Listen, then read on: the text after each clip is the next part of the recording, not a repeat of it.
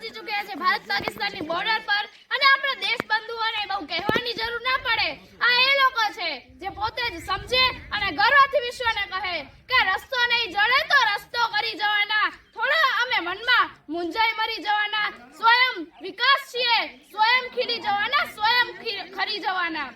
સમજો છો શું